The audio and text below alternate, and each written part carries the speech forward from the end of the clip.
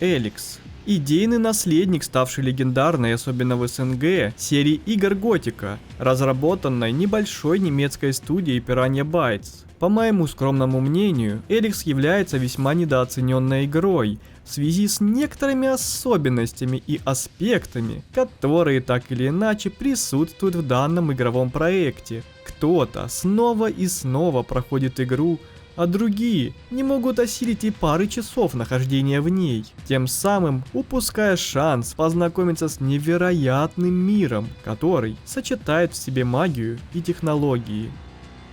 С вами Инсекторат, и сейчас я познакомлю вас с сюжетом игры Эликс в максимально каноничном его повествовании, основываясь на информации, полученной из трейлеров и геймплея недавно анонсированной второй части игры Эликс 2. Магалан. Мир, населенный миллионами людей, на который упала комета. Землетрясения, огненные бури уничтожили и испепелили поверхность планеты. Немногие выжили в развалинах мира и образовали группировки, враждующие между собой.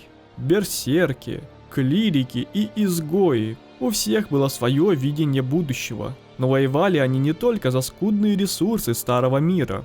Комета принесла нечто совершенно новое – Эликс. Вещество, которого никогда прежде не было на Магалане. Вещество, способное породить новые технологии, новый виток эволюции, открыть новые возможности перед теми, кто готов его контролировать. Для клириков важнее всего было совершенствовать технологии. Изгоям требовались наркотики, освобождающие разум. Берсерки открыли для себя магию.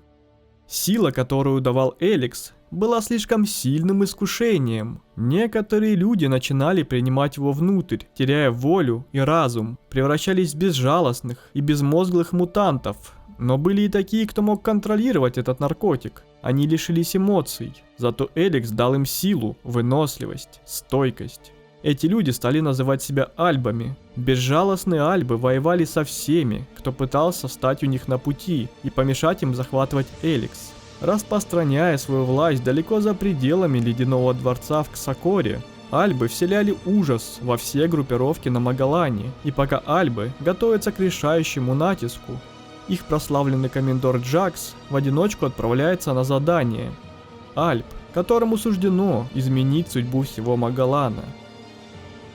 Во время полета к месту миссии глайдер Джакса был подбит неизвестным, но наш герой благополучно, видимо благодаря высокотехнологической броне, без повреждений покидает разбитый транспорт и отправляется к краю обрыва для того, чтобы с кем-то связаться или поймать сигнал. В этот момент с тыла подкрались другие вооруженные альбы во главе с Калаксом, который сообщил, что миссия провалена и что согласно директиве наш протагонист должен быть ликвидирован.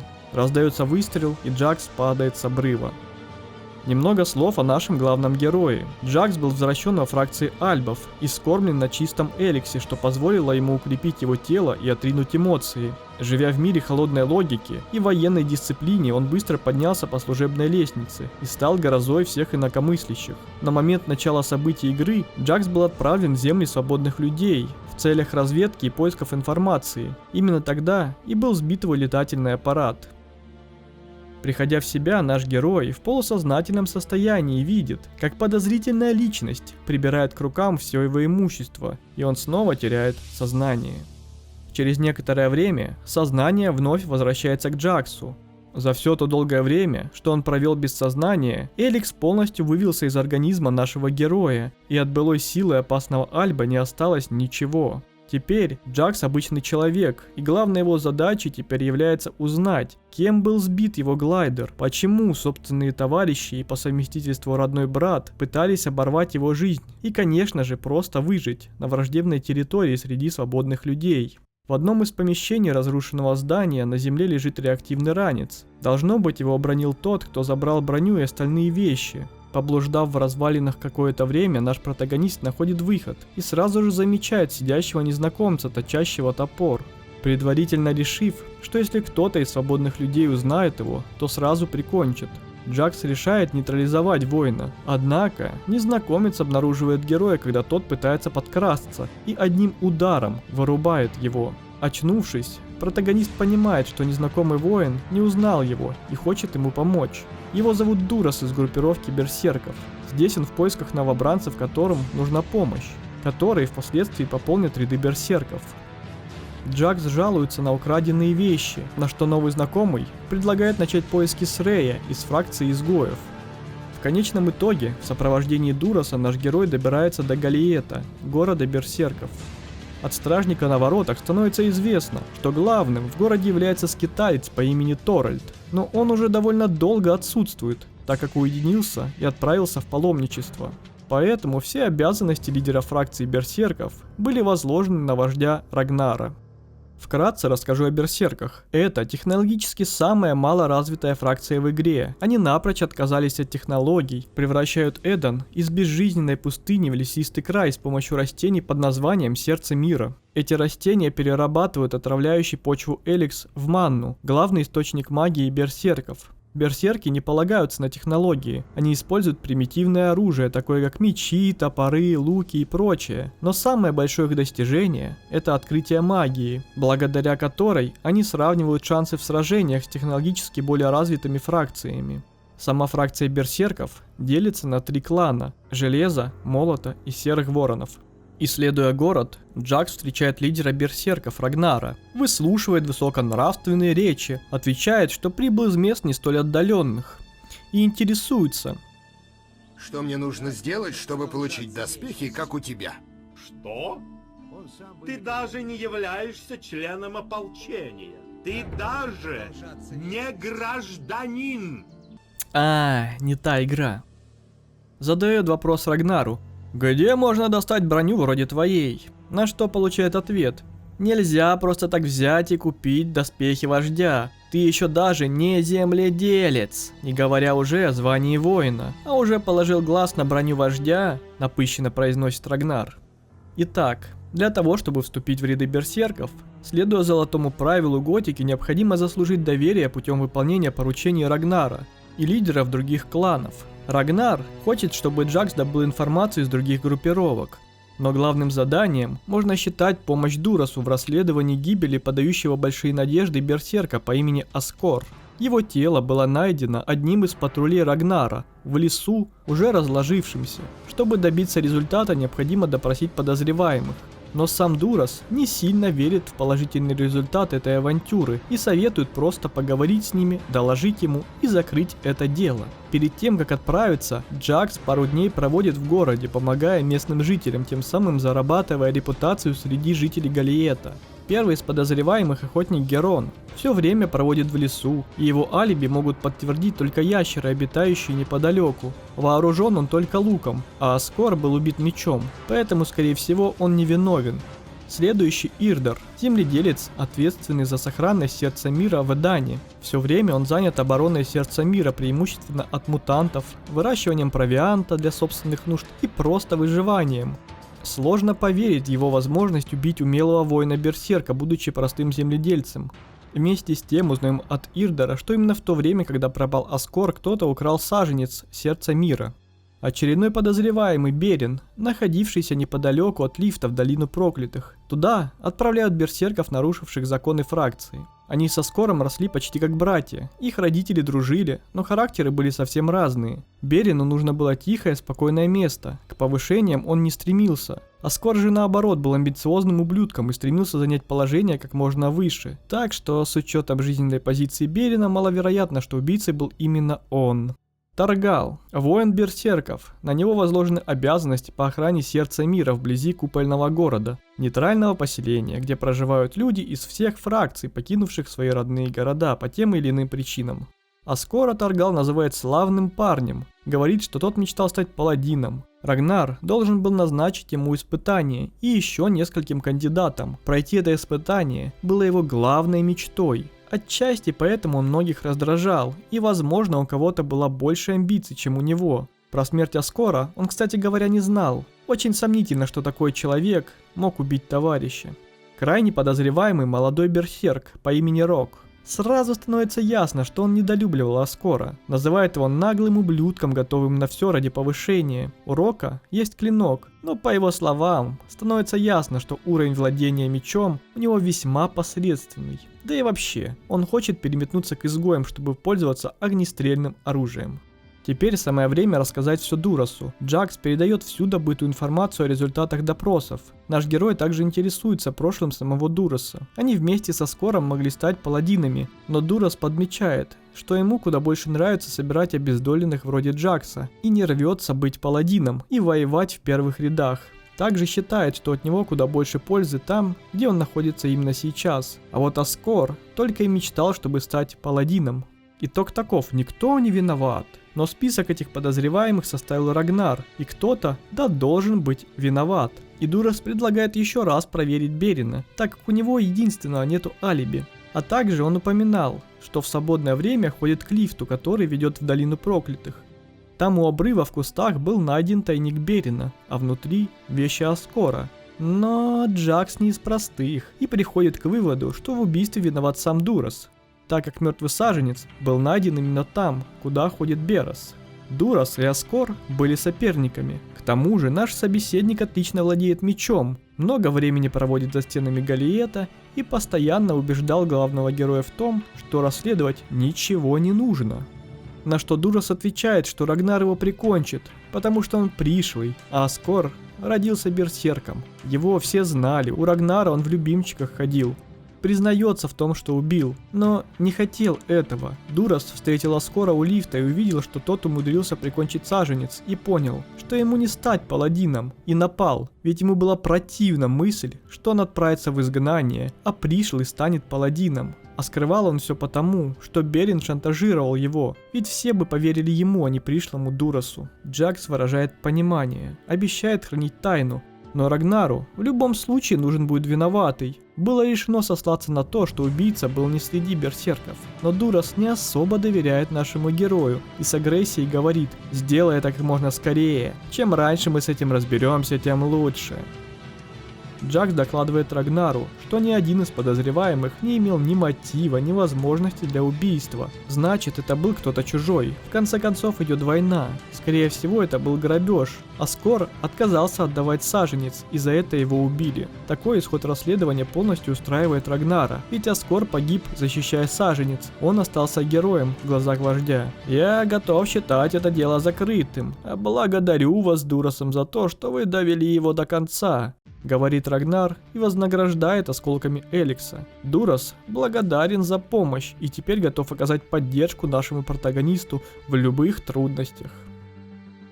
Для того, чтобы разведать обстановку в других группировках по указаниям Рагнара, Джакс отправляется в Игнадон. Недалеко от входа в Хорт, город клириков, Джакс встречает Левина, изгоя-торговца, который предлагает сделку. Наш протагонист возвращает его груз, который он потерял, когда убегал от мутантов. Взамен Левин поделится своим пропуском в город. Джакс возвращает торговцу его груз, забирает пропуск и попадает в город клириков, Хорт. Общая информация об этой фракции. Клирики живут в основном на территории Игнадона, в более горячем климате, в обществе, что зависит от технологий и эликсита. Владение технологиями позволило им создать лазерное и плазменное оружие, энергетические щиты, огнеметы, пси-усилители, энергомечи, которые они используют для уничтожения врагов. Клирики очень сильно любят технологии, но у них есть еще и религия. Они поклоняются Богу, и имя его Калаан. Клирики строят массивные машины и андроидов в качестве основы своей армии и укрепления городов. Они имеют доступ к псионике, что в данном случае выступает аналогом магии у берсерков. Из-за своего прогрессивного развития и возможностей к ним проще всего присоединиться, а их лидером является блюститель Райнхальд. Также стоит отметить, что от них произошли альбы, отринув веру и выбрав сторону логики и эволюции. Получив доступ в город, Джакс обследует Хорт и беседует с лидером клириков. Собрав здесь всю нужную информацию, путь Джакса лежит в город изгоев. По дороге наш герой замечает того самого человека, которого он видел после крушения глайдера, того, кто забрал броню. Подкрадывается со спины и застает врасплох, но тот не понимает, что происходит и что от него хотят. Но постепенно все проясняется. «Блин, твою мать, это же ты, как ты выжил?» — восклицает Рэй. Он был уверен, что Джаксу уже были не нужны его вещи, так как тот был трупом, по его мнению. Украденных вещей у Рэя, конечно же, уже нет, он их продал. Но взамен обещает помогать Джаксу и обязательно вернет долг. И для начала зовет пойти с ним в штаб-квартиру изгоев. Он будет ждать у входа в форт. Изгои – это группа боевиков, появившаяся в бесплодных пустошах Магалана, которая держалась в естественной видимости других сообществ и решила заявить о себе. Каждый здесь делает то, что считает нужным, создавая тем самым почти анархическое общество, где опьяняющие средства и сомнительные делишки буквально процветают. Столица фракции, форт, находится в пустыне Тавар, а лидером является герцог, но так было не всегда. Раньше фортом руководил Бакстер, пока его не свергла семья герцога Таварского, в лице его сестры Бести и брата Вильяма. Сам же Бакстер, судя по всему, скрылся. По дороге к форту Джакс решает посетить сердце мира, посаженное в пустыне для озеленения этой мертвой земли. Оказалось, что на него напали изгои, и среди земледельцев много жертв. Джакс помогает отбиться берсерку Гарольду от последнего изгоя, чтобы в будущем безжизненные пустоши были полны живительной зелени. На входе в город нас встречает Рэй, сразу вываливает информацию о том, что за его голову объявлена награда, и охотники за головами уже его разыскивают. Тот, кто выдает на него контракты, мужик по имени Вайт, находится в городе, и Рэй хочет, чтобы Джакс его сопроводил, но у нашего героя предложение получше, Джакс сам хочет разобраться с этим. Почти все контракты были розданы, но на данный момент неизвестно, кто же все-таки назначил награду за голову Рэя. Ну а пока не появилась эта информация, Рэй готов отрабатывать свой долг, сражаясь на стороне нашего героя. Разведав обстановку, Джакс прибывает в Галие для доклада обстановки вождю берсерков. Дела обстоят так. Форт хорошо укреплен, у них полно оружия, изгои полны решимости сохранить то, чем они владеют. У них примерно столько же людей, как и у берсерков. Они не всегда живут мирно, однако герцог, похоже, держит их в узде. Клирики готовы ко всему, дисциплинированы, разрабатывают новое оружие. Однако им недостаточно людей. Основное внимание они уделяют альбам, но не забывают и про другие группировки. Больше всего их беспокоит возможность удара в спину, если они решат напасть на альбов. Теперь Джакс заслужил право стать одним из берсерков. Много лет прошло с тех пор, как первые берсерки обосновались здесь. Мы обрели защиту и будущее для своих собратьев среди развалин Старого Мира. Отсюда мы начали возрождать наш мир таким, каким он был прежде. Пустыня, голые камни. Мы вернули их к жизни, своей магией, и сдерживали тех, кто хочет отдать будущее под власть машин. Мы противостояли войскам Ксакора. Мы уничтожили преобразователь, построенный на нашей земле. Но никто из нас не смог бы достичь этого в одиночку. Никто не способен выстоять сам по себе. Мы должны держаться вместе. Пришло время принять в наше сообщество новичка. Он пришел издалека, но теперь он среди нас. Он заслужил право стать одним из нас. С этого дня закон берсерков станет его законом. Мы – братство магов и воинов, и мы приветствуем тебя в наших рядах. Торжественно произносит речь Рагнар. Для того, чтобы продвинуться дальше по карьерной лестнице берсерков, а именно от земледельца подняться до звания воина, нужно, чтобы все главы кланов поручились за Джакса. Но так как там нету каких-то фундаментальных заданий, влияющих на игру, сконцентрируемся на поручении Рагнара. Джаксу нужно разыскать паладина Гуннара, он находится где-то в долине проклятых, так как был сослан туда за провинность, но сейчас он нужен Рагнару здесь. Можно считать, что он уже отбыл свое наказание. У лифта, ведущего в долину, Джаксу встречается изгой Мейсон, который разыскивает Рэя. После разговора с ним выясняется, что у него контракт на его убийство. Предложив эликсит в обмен на контракт, Джакс забирает последний. Приблизившись к обрыву, ведущую в проклятую долину, наш юный берсерк на лифте спускается вглубь долины на поиски паладина Гуннара. В процессе поисков берсерка Джакс набредает на группу отступников альбов во главе с Незолом. И как понятно из вышесказанного, это альбы по какой-то причине вынужденные покинуть Ксакор и частично или полностью переставшие принимать эликс в пищу.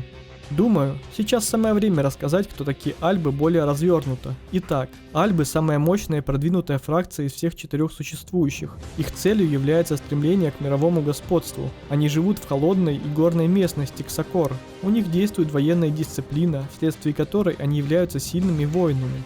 Альбы обычно употребляют эликс в пищу, тем самым теряя человеческую сущность и сознание, но взамен приобретая улучшенные физические показатели.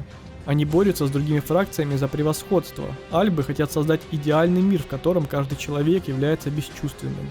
Также их самым злейшим врагом являются берсерки, целью которых является стремление к гармонии с природой. У альбов самые мощные технологии, которых ни у кого нет. Также у них есть высокотехнические транспортные средства, такие как глайдеры.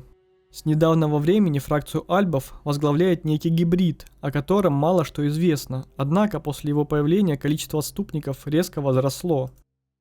Незол сразу же узнает Джакса и удивляется тому, что ему удалось выжить. Помимо этого сообщает, что за ним охотится отряд альбов, находящийся неподалеку. А не нападают они, потому что ждут подкрепления и ослабели без постоянного притока эликса в организм. Джакс принимает решение помочь отступникам и разобраться с отрядом альбов. После ликвидации ослабевшего отряда альбов от Незола Джакс узнает, что где-то существует база отступников, но где именно на данный момент говорить отказывается. На одной из лестниц, ведущих в руины дома Старого Мира, Джакс замечает кровавый след, идя по которому находит тело бедолаги Гуннара. Он дополз сюда из последних сил и скончался от ран.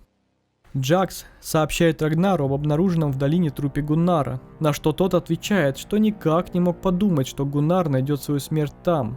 Благодарит за принесенную информацию, хоть и трагичную. Теперь наш протагонист получает звание воина берсерков и может больше не дергать сорняки в лужах на фермах саженцев сердец мира. В связи со смертью Гуннара, получение, которое должно было быть исполнено им, ложится на плечи Джакса, и заключается оно в том, что в последнее время разбойники стали чаще совершать набеги на Эден и Абессу, и с этой наглостью кто-то должен разобраться. Следуя к месту нападения бандитов, в полуразрушенном здании Джакс замечает очень знакомый силуэт. Это Альп. Он не торопится, с осторожностью приближается к нему. Альп же быстро выдвигается навстречу, без каких-либо сомнений и говорит: «Командор Джакс, я так надеялся на нашу встречу». Нашему протагонисту же этот человек не знаком, однако Аркс очень хорошо осведомлен о Джаксе. В курсе о крушении, казни, а также до него дошли слухи о каком-то человеке, похожем на командора, и он подозревал о том, что Джакс жив. Аркса изгнали из Ледяного дворца в Ксакоре из-за его экспериментов и попыток поднять альбов на новую ступень эволюции. Следовательно, он все еще принимает эликс и не поддерживает альбов-отступников, называя их эмоциональными глупцами. Дальше вникать в происходящее с этим персонажем я не буду, просто скажу, что в случае помощи ему в убийстве командиров альбов он присоединяется к Джаксу. Джакс прибывает к сердцу мира под охраной уже знакомого нам берсерка Таргала. Именно его терроризируют бандиты, и как раз в этот самый момент, по чистой случайности, конечно, на лагерь нападает отряд разбойников.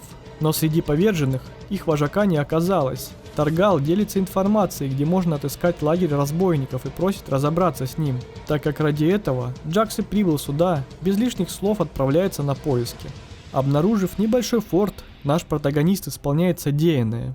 Там же при обследовании лагеря можно найти указания бывшего правителя форта в Таваре, Бакстера. В нем говорится, чтобы разбойники не трогали сердце мира. Но им все равно, как пишет их уже мертвый вожак, его люди голодают и могут восстать, поэтому Бакстер может засунуть свои приказы в задницу. Собственно, с помощью подобных записок происходит знакомство с Бакстером, но, к сожалению, в игре встретиться с ним невозможно. Надеюсь, с расширением карты в Эликс 2 у нас появится возможность познакомиться с этим персонажем, ведь он играет не последнюю роль в сюжете. Закончив поручение, получив поддержку и награду у Таргала, Джакс направляется в нейтральное поселение, Купольный город. Как уже ранее было мною упомянуто, здесь проживают люди из всех фракций, включая даже отступников. А получил он такое название, потому что клирики благодаря своим технологиям смогли создать энергетический щит над стенами города, тем самым более эффективно защищаясь от нападения альбов. Стоит подметить тот факт, что здешние клирики частично откололись от своих собратьев в Игнадоне. Хоть между ними и отсутствует вражда, они действуют почти независимо друг от друга. На входе в город Джакса встречает стражник клириков и сообщает, что вход в город был закрыт в связи со слишком большим количеством людей и возможной незаконной контрабандой изгоев. Поэтому без пропуска дорога в город закрыта. На площади перед городом расположилась группа разбойников под предводительством изгоя с прозвищем Охотник. Выясняется, что за некую услугу в городе он может поделиться с Джаксом поддельным пропуском. Но тут есть еще одна небольшая загвоздка. Его соратник Вик, у которого должны быть бланки для пропусков, ушел прошлой ночью и до сих пор не вернулся. Нужно его отыскать и вернуть бланки. По наводке, данной охотникам, Джаксу удается отыскать Вика в доме у подножия горы, куда, судя по всему, он пошел поразвлечься. Дом был полон огромных крыс и мертвых тел его жителей, включая владельца бланков, в очень интересной позе. Забрав бланки с убитого, Джакс оформляет пропуск у охотника. Взамен требуется передать еще один экземпляр его товарищу в городе. Попав в город, немного ознакомившись с обстановкой, нашему герою становится понятно, что политическая обстановка в городе очень сложная. Многие берсерки ведут себя как истинные дикари, угнетая одного из беспомощных изгоев. Одновременно с тем, с помощью заговора пытаются выкинуть из города прячущихся от патрулей альбов отступников. Изгои же заняты мыслями о перевороте в городе путем контрабанды под купол оружия, которое, кстати говоря, там запрещено. Клирики же пытаются держать все под контролем, вместе с тем поддерживая работоспособность постоянно выходящих из строя деталей, создающих силовое поле над городом. Плюс к тому имеют место быть проблемы со связью. За время своего пребывания в городе Джакс отстаивает права отступников альбов, благодаря чему они остаются в городе. Вместо того, чтобы отдать пропуск изгнаннику, о котором говорил охотник за стенами города, Джакс передает этот пропуск клирикам. Впоследствии от главы клириков поступает задание, суть которого заключается в поисках контрабанды оружия. А для этого необходимо втереться в доверие к изгоям под видом помощи. В результате груз был перехвачен Джаксом и передан клирикам. Порядок в городе был сохранен. Во время бурной деятельности в городе командору удается познакомиться с девушкой по имени Кая. Проживая в Галиете, у нее обнаружились невероятные способности к магии, которым проявился слишком огромный интерес со стороны вождей. Ее хотели использовать в своих целях. Из-за подобного отношения к себе она была вынуждена покинуть родной город. Но даже сейчас она очень хочет когда-нибудь вернуться туда. Также Кая стремится исследовать истинную природу Эликса, и Джакс предлагает ей свою помощь. Удивленная проявлением такой доброты, девушка принимает помощь. Суть заключается в том, чтобы отыскать залежи Эликса, на которых Кая будет медитировать, тем самым образуя связь с этим веществом. После посещения нескольких подземных месторождений, Кае становится ясно, что на самом деле Эликс не просто минерал, это некая живая сущность с целью и коллективным сознанием. Оно взаимодействует с девушкой во время медитации, она же называет это голосом. На Магалан Эликс прибыл с какой-то целью, но какой, сейчас еще не ясно. Но точно можно сказать одно, он изменяет все вокруг, и людей в том числе, независимо от того, в какой форме он находится.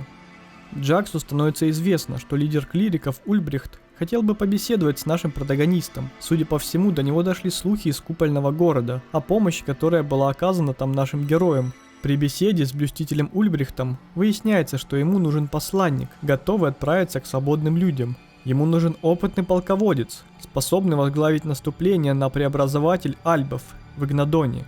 Неважно, из какой группировки будет этот человек, главное его готовность рискнуть собственной жизнью, чтобы остановить Альбов, повести людей за собой в бой личным примером. После отбора множества кандидатов, самым подходящим вариантом оказалась сестра герцога Бестия, так как она захватила форт, все спланировала и, конечно же, возглавила штурм. Опыта в подобном деле ей не занимать. Она отправляется к лидеру клириков для разговора.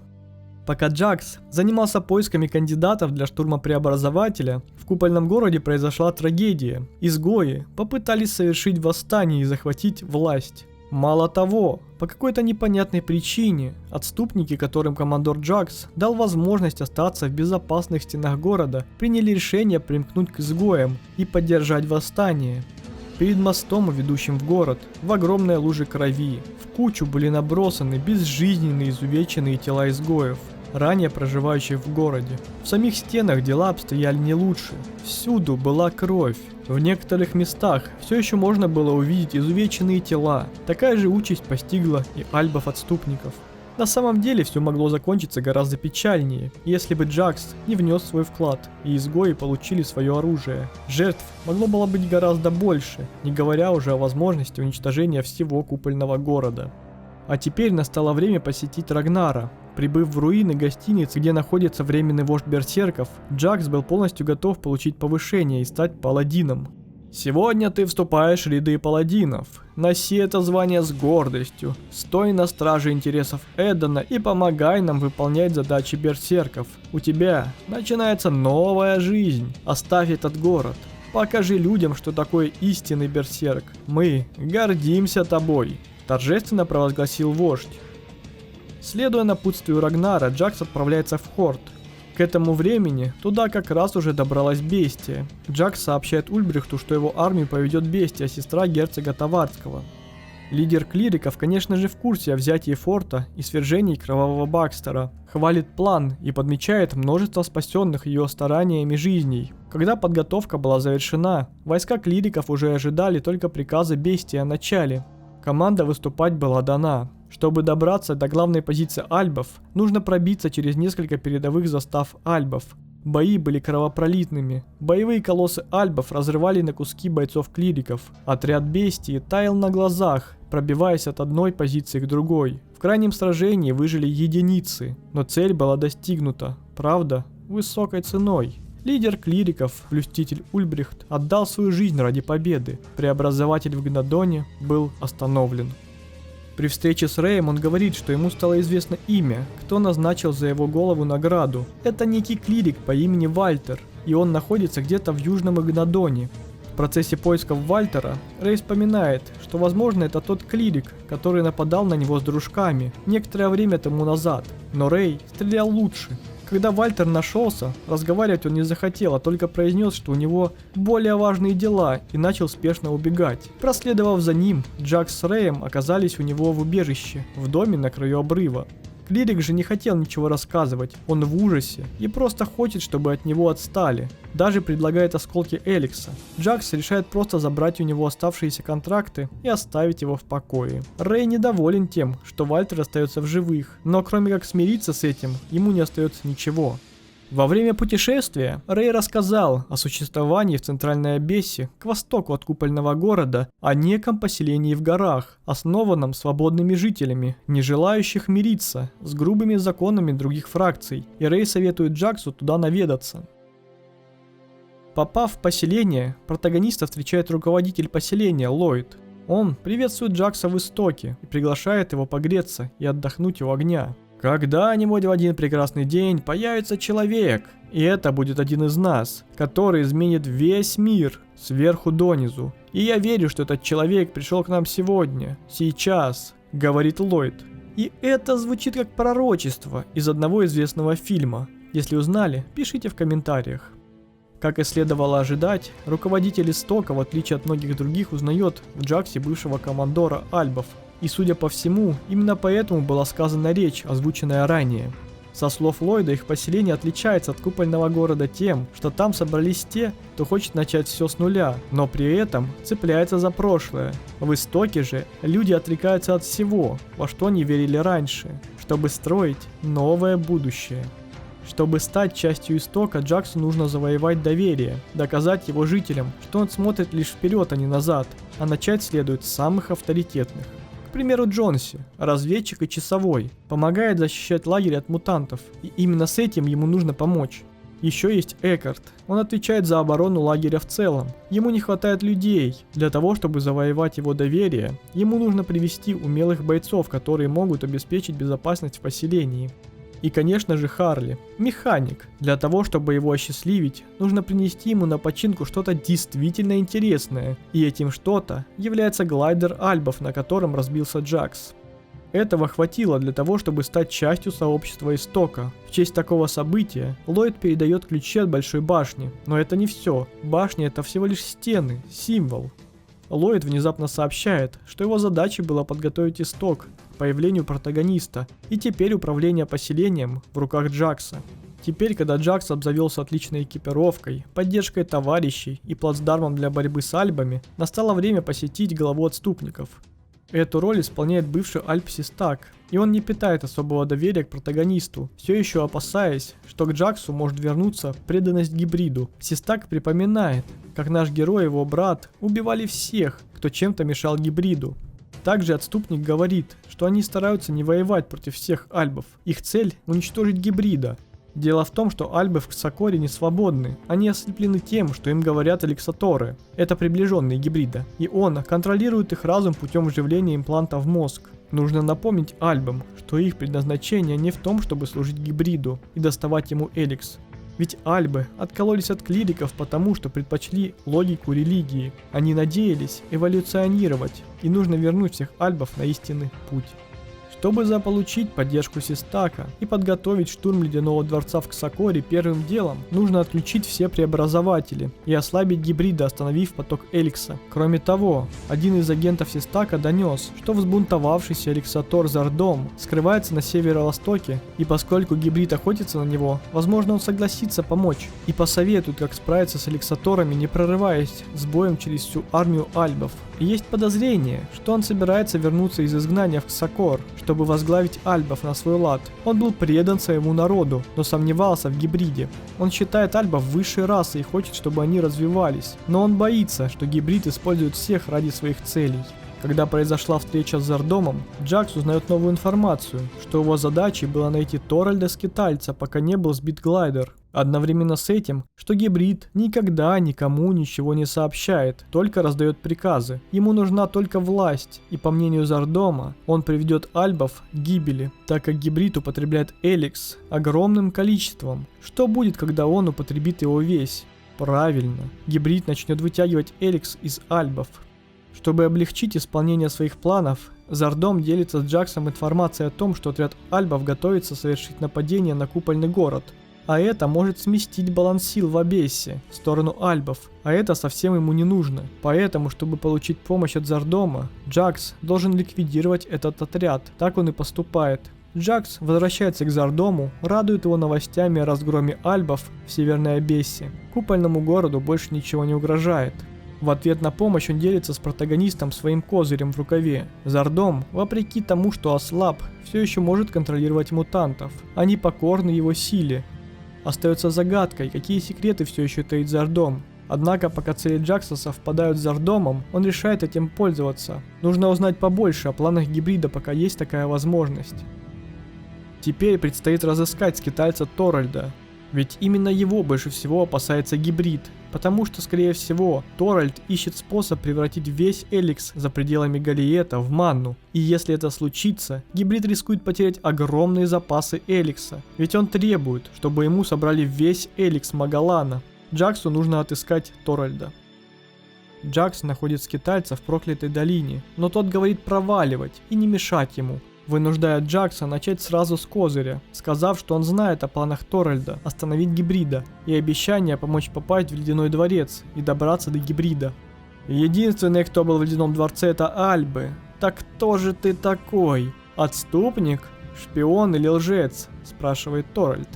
В ответ Джакс выкладывает всю правду. Это немного успокаивает скитальца, и его интересует, что же известно гибриду о его планах. И получает ответ о его намерении преобразовать весь эликс в манну, ведь манна дает ему силу и в то же время делает эликс бесполезным для гибрида и ядовитым для альбов. Чтобы скиталец согласился на помощь, он хочет, чтобы Джакс остановил все 5 работающих преобразователя. Пообщавшись еще с Торальдом, выясняется, что глайдер точно не был сбит берсерками, а отец Джакса покинул Ледяной Дворец и присоединился к отступникам. И кроме того, на месте протагониста Торальд бы обратил внимание на Зардома, где он был во время того, когда был сбит глайдер. А что касается разбитого корабля Джакса, его нужно починить. Благо, в истоке есть умелый механик. Харли определенно справится с ремонтом, в этом сомнений быть не может. Вернувшись в убежище Зардома, Джакс обнаруживает, что хозяина нет дома и решает воспользоваться этим, поискав в вещах Альба что-то интересное, и находит контракт Рэя. Там указывается, что он меткий стрелок, способный попасть в двигатель глайдера. Зардом использовал изгоя Рэя, чтобы сбить глайдер. Также в контракте упоминается странный текст о превращении шакала в человека. Рэй, есть вещи, которые ты мне должен рассказать, и сейчас самое время. При встрече говорит Джакс. Рэй признается, что это он сбил глайдер, но он боялся сказать об этом раньше. Взялся за работу, не зная нанимателя. Ему сказали целиться в люк глайдера, который был по стечению обстоятельств неисправен, а также дали всю известную информацию. Помимо этого, Рэю даже не заплатили, а только угрожали. Похитили его брата Тома, сказали, что убьют, если он откажется помочь. И Том все еще в плену.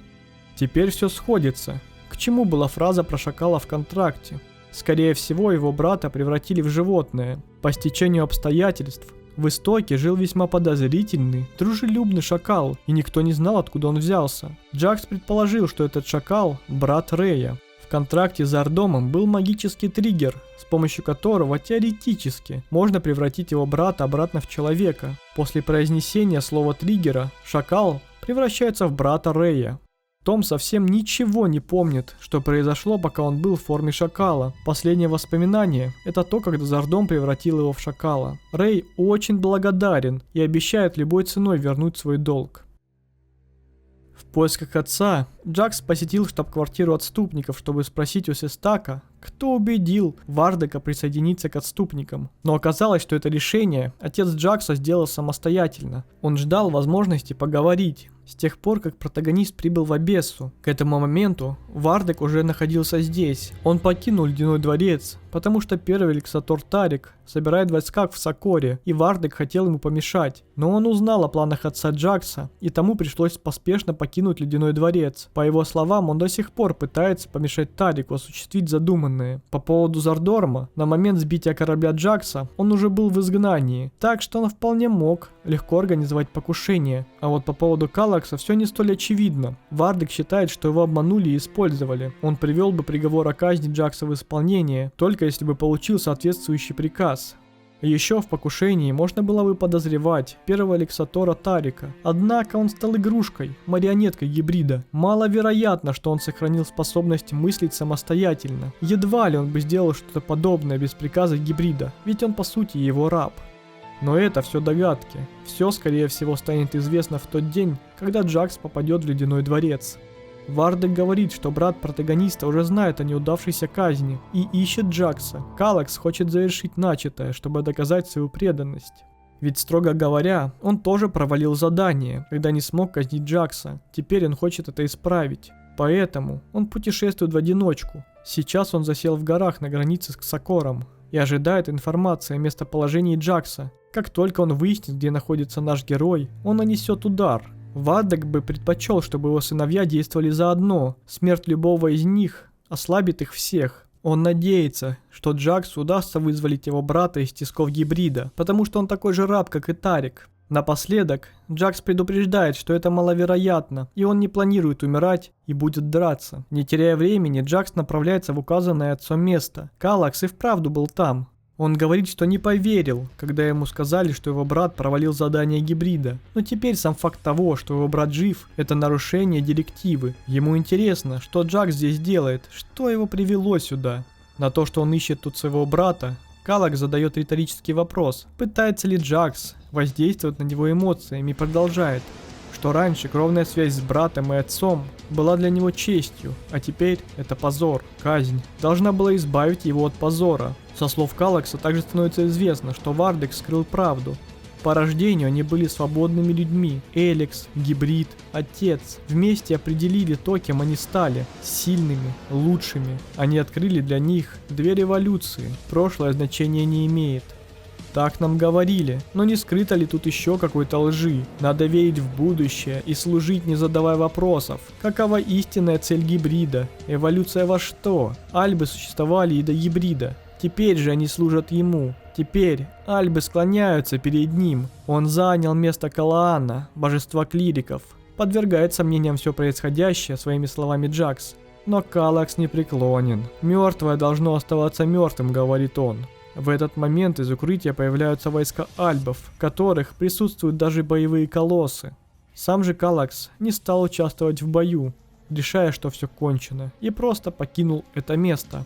Одержав победу, Джакс спешит вернуться к Вардеку с очевидным вопросом, какого черта Калакс там был не один. Выясняется, что отец получил эту информацию прямиком от Калакса. Должно быть, гибрид сделал его слепым ко всему окружающему. И не по своей воле Вардек заманил Джакса в ловушку. Он считает, что протагонист должен вызволить брата из-под власти гибрида, ведь он был его братом по оружию, братом по крови. Вардек советует заманить Калакса в ловушку. В прошлом братьев есть одна важная вещь, о которой Джакс пока не знает. А вот Калакс уже какое-то время в курсе. И Вардек думает, что эта правда его пугает. На острове к югу от Эдена есть маленькая рыбацкая деревушка, давно заброшенная. Наведавшись туда, Джакса одолевают воспоминания. Будучи еще совсем маленьким ребенком, он жил здесь со своими родителями. Шел дождь, когда они появились из темноты. Люди в ужасе метались из стороны в сторону. Они бежали. Их убивали. Поселение горело. Повсюду раздавались крики. Мальчик прятался рядом. Он тоже был напуган, как и Джакс. Больше никого не осталось. Все побережье было завалено трупами. Потом их нашел один из нападавших и забрал их с собой. Одного назвали Джаксом, а другого мальчика Калаксом. Вот что скрывал Вардек все это время. Они с братом родились не в Ксакоре, они из Эдена. Они были рождены берсерками. Отец подтвердил вышесказанное. Он убил всех на острове и привез мальчика в ледяной дворец, как своих детей. Ему нужны были наследники. Вардек достиг многого. Он хотел основать династию могущественных альбов, которые бы стали его преемниками. И был прав. Его дети поднялись в Ксакоре до самых вершин. Но что-то пошло не по плану. Кто-то подставил Джакса, и теперь его незаконно рожденные дети пытаются убить друг друга. Джакс крайне не согласен с методами отца и говорит, что он разрушил им жизнь. «О какой жизни ты говоришь? Я вас спас от смерти, когда альбы уничтожили деревню. Ваши родители все равно погибли. Ваши жизни были бы короткими, бессмысленными и полными отчаяния. Кем бы ты стал? Рыбаком? Лесным бродягой? Сидел бы в Эдене, в какой-нибудь крысиной норе. Вы оба должны быть мне благодарны», — с возмущением сказал Вардек. Как бы то ни было, эта информация именно то, чем можно заманить Калакса в ловушку, потому что он цепляется за власть и боится, что утратит ее, если все узнают о его происхождении. Нужно лишь пригрозить ему раскрытием тайны, и Калакс придет куда угодно. План сработал.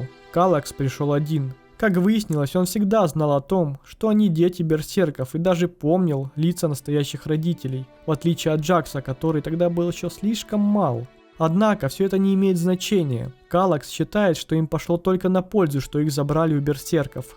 К сожалению, в процессе диалога прийти к соглашению не получилось, и разговор закончился кровопролитием. Калакс мертв. В качестве утешения можно рассмотреть тот факт, что ключ доступа к отсеку, где находится гибрид, как-то связан со старым миром и бескрайними небесами. Судя по известной информации, в прошлом лидеры альбов нашли гибрида, и он показал вождям будущее и стал править народом альбов. Нужно выяснить, кто такой на самом деле гибрид. Наверняка Харли, как знаток старого мира, сможет помочь. Так и произошло. Поделившись с ним информацией, Харли советует посетить лабораторию старого мира, расположенную у подножия горы в юго-западе Эдена. Там Джакс обнаруживает бункер, построенный еще в старом мире, чтобы скрыть от всех какие-то тайны. Бескрайние небеса. Корпорация, которая занималась секретными разработками. Говорят, гибрид появился в тот самый день, когда упала комета. Он как-то сумел выжить. Видимо, он затаился тут и спрятался в устройстве собственного изобретения, чтобы спастись от последствий столкновения. От огня он уберегся, но Эликс изменил его. Человек стал мутантом. Когда он был человеком, он пытался подготовить группу избранных, тех, кого готовы были принять в бескрайних небесах. Они надеялись покинуть планету, чтобы избежать гибели, но план потерпел неудачу. Правительство его не послушало. Он не сумел ничего спасти, и осталось лишь одно желание — выжить. И он спрятался здесь. Здесь он уцелел. Но во что он превратился? Эликс переполнял его тело, и ему хотелось все больше и больше. Разум его раскрылся. Теперь он всецело зависел от Эликса. Но каким был человек, который теперь превратился в гибрида и правит Ксакором? Его имя — доктор Адам Чарльз Докинс. Бессмертный, недостижимый, всемогущий, венец эволюции. Он по-прежнему желал лишь одного — выжить. Он начал прозревать. Он видел будущее раньше. Но что теперь? Способен ли гибрид увидеть будущее по-настоящему? Чего он хочет для себя? Выжить? Обрести безопасность? Построить будущее для всех? Узнать это удастся, только поговорив с ним в ледяном дворце. Теперь у Джакса есть пароль. Это имя, которое гибрид носил прежде, когда еще был человеком. Но сначала нужно было отправиться к Торальду, чтобы тот завершил эксперимент по преобразованию Эликса в манну, и с этим ему помогала Кайя. как самый сильный владелец магии в Галиете. Сначала все шло хорошо, но произошел магический взрыв, и ритуал прервался. Пока все приходили в себя, из ниоткуда появился Зардом, поместил на Каю какой-то прибор и переместился с ней неизвестно куда. Торальд говорит, что повторный ритуал невозможен в ближайшее время. Даже если они найдут Каю, подготовка займет не одну неделю. Неизвестно, что именно вызвало неудачу, Зардом или что-то другое. И Джакс делится с Торальдом теорией о том, что Эликс не просто вещество, а нечто иное, мыслящее, живое. Тогда возможен вариант, что сам Эликс сопротивлялся трансформации. В любом случае, медлить было нельзя, нужно было дать гибриду бой. Но прежде Джаксу нужно отыскать Каю. Единственное место, которое приходит в голову нашему герою, это бывшее убежище Зардома. Так и оказалось, он парализовал девушку и бросил ее здесь. Неизвестно точно, что ему было нужно. Вероятно, это было его планом с самого начала. Он как-то использовал Каю, чтобы вернуться в Ледяной дворец. Осталось только проверить готовность глайдера к полету. Харли же докладывает, что птичка готова к полету. Вот только, как оказалось, вооружение неисправно, потому что о его ремонте не было никакой речи. А так как защиту Ледяного дворца, кроме как с воздуха не пробить, остается только одно – таранить силовые щиты на корабле. Пока идет спор между Джаксом и Харли по этому поводу, Рэй, видимо, слышал всю ситуацию, прокрадывается на борт глайдера и взлетает. Рэй чувствовала вину за все, что сделал, и желал этим поступком, видимо, вернуть свой долг перед Джаксом и заслужить прощение. Теперь проход в Ледяной дворец открыт.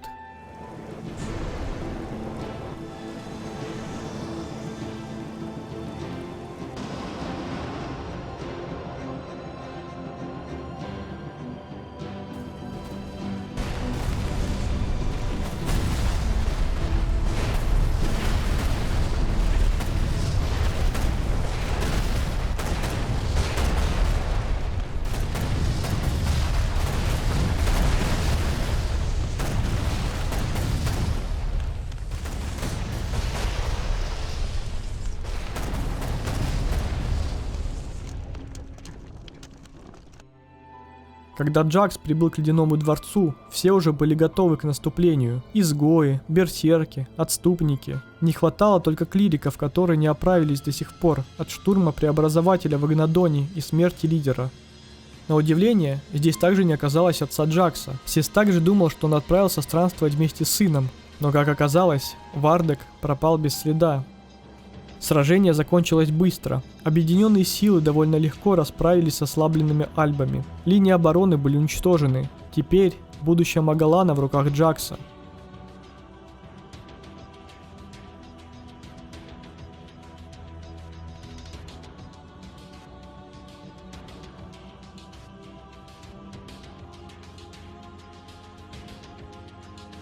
Проходя мимо горящего глайдера, протагонист замечает неподалеку Рэя. Каким-то образом ему удалось пережить крушение. Можно считать, что ему удалось искупить свою вину.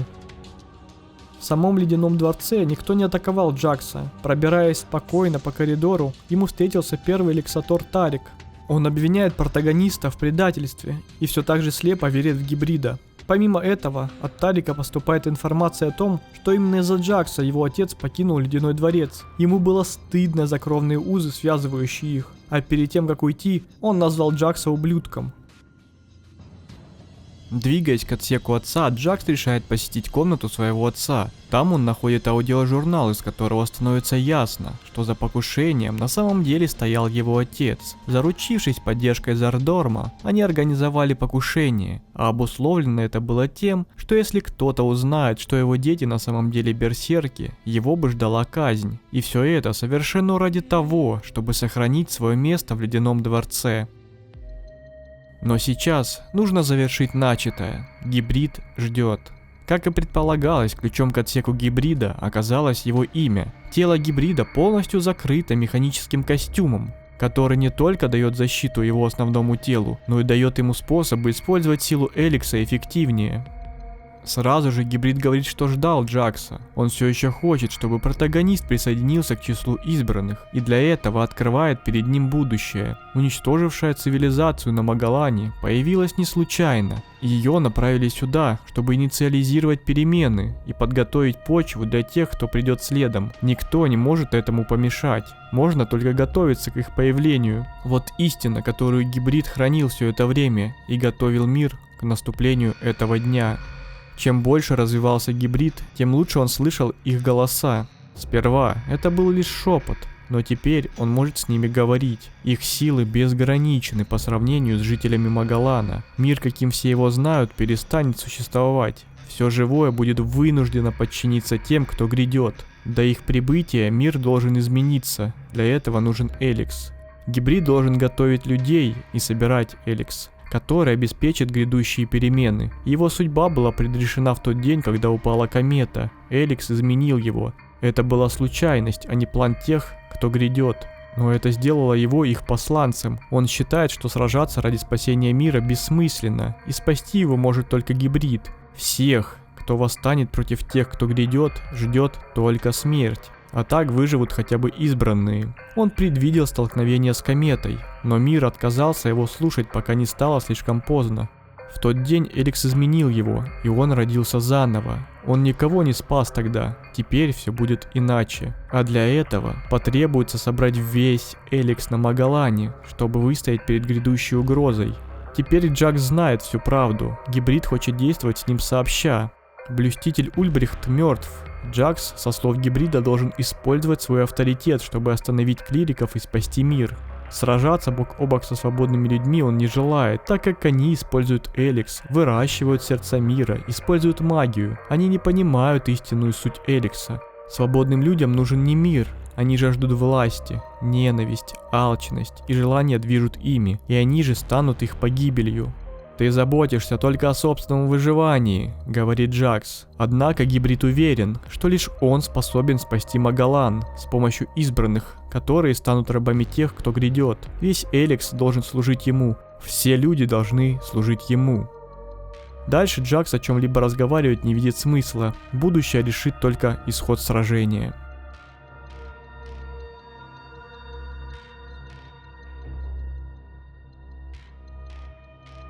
Эпоха гибрида миновала, он мертв. Джакс выбрал свою судьбу. Теперь его задача готовиться ко дню вторжения. И если получится, убедить в необходимости делать то же самое других. Но готовы ли свободные люди к подобному? Теперь прошлое не имеет значения, важно лишь будущее.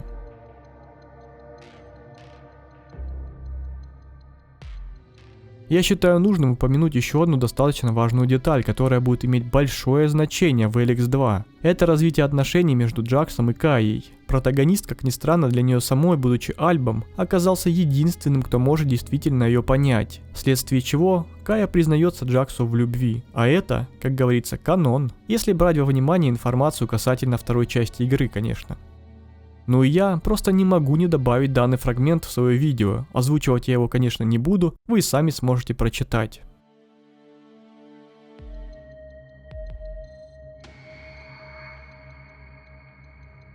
А если вас волнует мое личное мнение касательно данной игры, собственно вот оно. В игре присутствует множество недостатков, как геймплейных, так и сюжетных. И конечно же графических. Чего только стоит лица девушек в игре. Для новичка Эликс может оказаться крайне враждебным во времена мобильного гейминга, когда тебя заваливают подарками только за то, что ты зашел в игру. Здесь же действительно нужно выживать, и на этом фоне новому игроку Эликс может показаться чем-то убогим, скучным. Однако я в корне не согласен с данным утверждением. Лично для меня эта игра стала одной из лучших RPG. Я проходил ее не один раз и знаю, о чем говорю. И даже спустя годы, снова погрузившись в этот мир, я не мог оторваться. Мне хотелось исследовать каждый угол карты, потому что я знал, куда бы я ни пошел, там всегда будет что-то интересное. Эликс — это та редкая игра, которая не ведет тебя за ручку по сюжету, давая свободу и мотивирует исследовать мир и вознаграждает за это. Что ж, свою основную мысль по поводу игры я выразил, а вам, дорогие зрители, я могу посоветовать только одно – играть только в действительно хорошие игры. С вами был Инсекторат. Подписывайтесь, ставьте лайк и до встречи в следующем видео.